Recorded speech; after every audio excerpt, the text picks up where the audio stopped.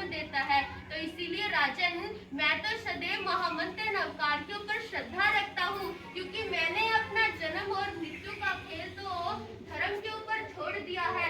जो होगा सो होगा, हमें अपने जीवन में बदलाव नहीं लाना चाहिए।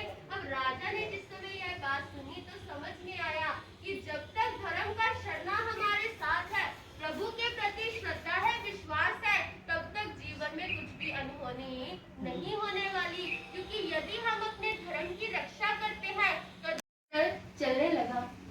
श्रावक जी के पास आए, हाथ जोड़कर कहने लगे कि अरे, आप तो एक जैन धर्म के श्रावक हो, आप ये फल तोड़ने के लिए क्यों आए हो?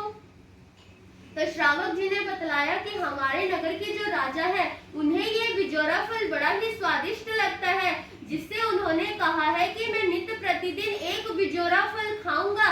तो उसी चक्कर में मैं ये बिजोरा फल लेने के लिए आया हूँ। तो आप कृपया कर मुझे ये बिजोरा फल दे दीजिए।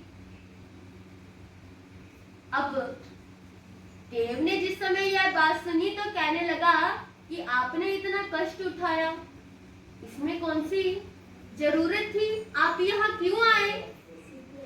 और कहने लगा कि आप जो इस मंत्र का उच्चारण कर रहे हो, ये तो बड़ा ही लाभकारी मंत्र है। अब देव को अपने अवधि ज्ञान से पता लगा कि पिछले भव में मैं भी इसी महामंत्र नवकार का शरणा ग्रहण कर रखा था, मैं भी महामंत्र नवकार का स्मरण करता था।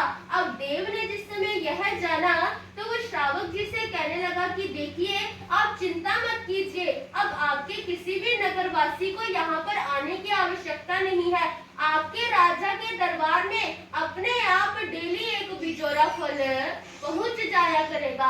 अब आपको यहाँ पर आने की जरूरत नहीं है।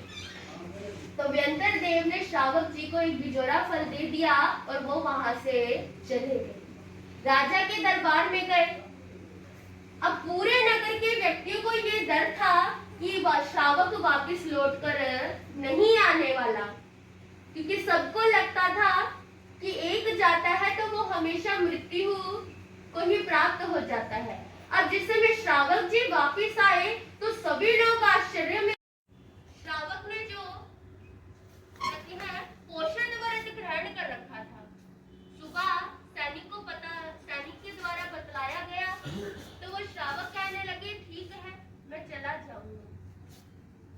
अब श्रावक जी ने अपना पोषण पारा और जाने के लिए तैयार हो गए, अकेले जाने लगे। राजा को पता लगा कि श्रावक तो अकेला जा रहा है, पूछा और कहने लगे कि अपने साथ एक सदस्य को लेकर जाओ, अकेले आप नहीं जा सकते, अकेले जाओगे तो आप मर जाओगे, फिर मैं बिजोरा फल कैसे खाऊंगा? अब श्रावक जी कहने लगे कि राजन, आप चिंता मत कीजिए, मैं अकेला ही जाऊंगा और आपके लिए बिजोरा फल भी लेकर आऊंगा। अब सारे नगरवासी चिंता में है कि श्रावक तो वापस लौटकर आने नहीं वाला और राजा को बिजोरा फल नहीं मिलेगा और राजा जो है वो क्रोधित हो जाएगा। अब श्रावक जी चले गए, अकेले गए।